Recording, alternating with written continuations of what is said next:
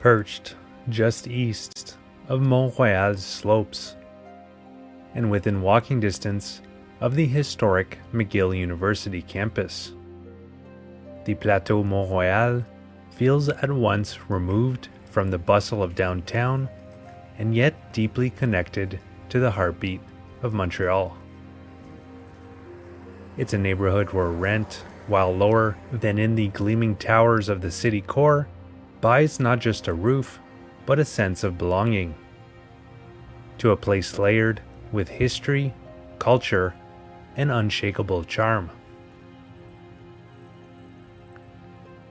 In the early 19th century, the plateau was just that, a plateau of rolling farmland stretching out from the mountain's base. The area began to change rapidly after the 1850s, when Montreal's industrial growth spurred waves of new arrivals, many of them French-Canadian workers and artisans. The expansion of tramway lines from the city's core made the plateau a more practical and desirable place to settle. By the late 1800s, brick row houses adorned with the signature wrought iron staircases that have since become a hallmark of Montreal architecture lined the narrow streets. Their compact design allowed for density while fostering a strong sense of neighborhood. Immigrant communities, notably Jewish, Portuguese, and later Greek, added their own languages, cuisines, and cultural traditions to the area's evolving identity. This diversity laid the groundwork for the plateau's long-standing association with artists, writers, and musicians. By the mid-20th century, it was already known as a place where creativity and community thrived side by side.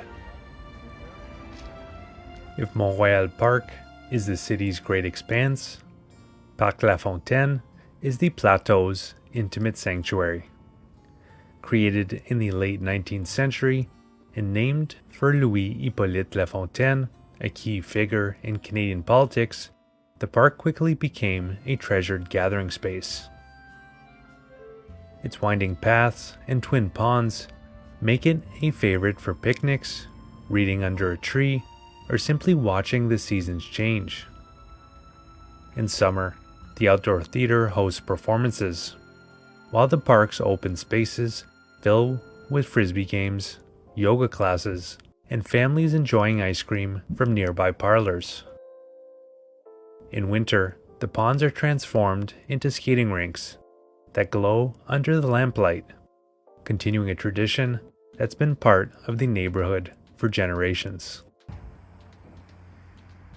Running north from the Land Quarter into the plateau, Saint Denis Street is perhaps the most unmistakably French-Canadian stretch of pavement in the city. Its mix of independent bookstores, cafes, and bistros gives it a literary flair. The street has been a hub of commerce and culture since the late 1800s. Many of the three-story buildings along Saint Denis still bear the architectural hallmarks of that era: narrow facades, decorative brickwork, and colorful shutters. Over time, it has evolved without losing its distinctly Montreal character. A blend of the elegant and the casual, where you might pass a student cafe tucked between a vintage clothing shop and an upscale restaurant. Saint Denis is also a place of celebration, often closed to traffic during summer festivals, when music and dancing spill into the street. It remains a reminder that the plateau is, at its core, a pedestrian's neighborhood, best explored on foot and at a leisurely pace. To the west of Saint Denis lies St. Lauron Boulevard, or simply the Main, a historic dividing line between East and West Montreal, and a meeting place for cultures from around the globe. In the early 20th century, Saint-Laurent was the arrival point for countless immigrants. Jewish delis, Italian cafes, Portuguese bakeries, and Eastern European grocers all found their place here, each leaving an imprint on the street's flavor. The Main is rougher edged than Saint Denis, with a looser, more eclectic energy. Nightlife, live music, and late-night eateries keep it buzzing well after dark. Murals by local and international artists cover brick walls, many created during the annual Mural Festival, turning the street into an open-air gallery. Walking Saint Laurent is a walk through layers of Montreal's immigrant history, where each storefront tells the story of adaptation and resilience. It's also a testament to the Plateau's openness, how it has long welcomed new voices and traditions. Tucked between the Plateau's bustling arteries lies St. Louis Square, a Victorian-era park framed by some of the city's most photogenic houses.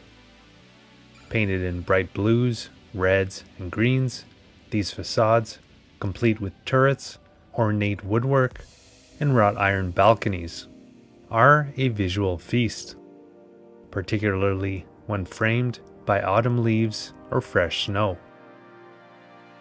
The square was laid out in the 1870s, part of a wave of urban beautification projects. It quickly became a sought-after address for Montreal's French-speaking middle class, many of whom worked in law, publishing, or politics. Over time, the grand houses gave way to subdivided apartments, but the architectural charm endured. The Plateau of the 21st century is both a preservation project and a place of constant reinvention. Although it has changed over its history, the traces of its bohemian past linger. In the artist-run galleries, the buskers performing in the parks, and the quirky independent shops that resist the pull of chain retail. And perhaps that is the neighborhood's greatest allure, its ability to absorb change while retaining an unmistakable sense of place.